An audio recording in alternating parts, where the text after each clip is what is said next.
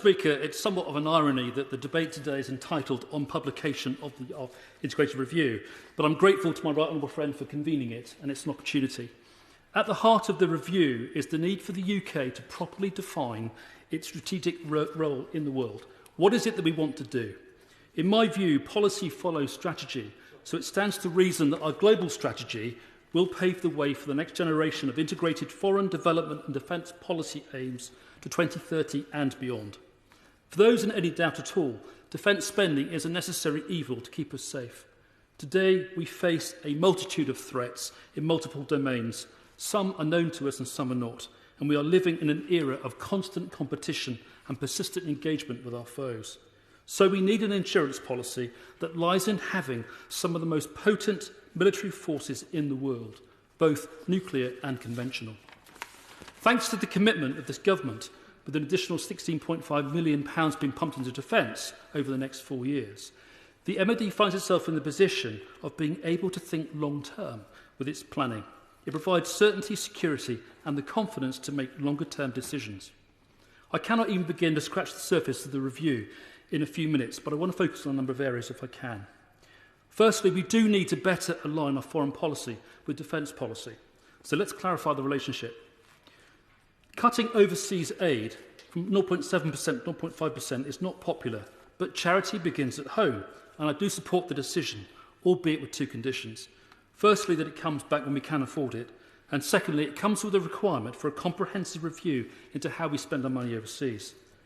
So let's tighten the relationship between hard and soft power, embed FCDO and MOD advisors within foreign governments, make these governments more accountable for how they spend our money, and let's make better use of military training teams to engage in upstream capacity building, particularly in those countries where existential threats continue to hinder process.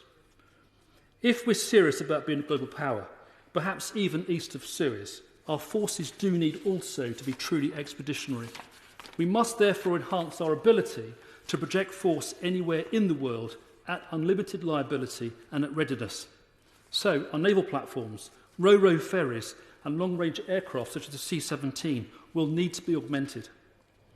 We must also never take at risk the extensive logistic capabilities that we will need to support our combat and combat support arms.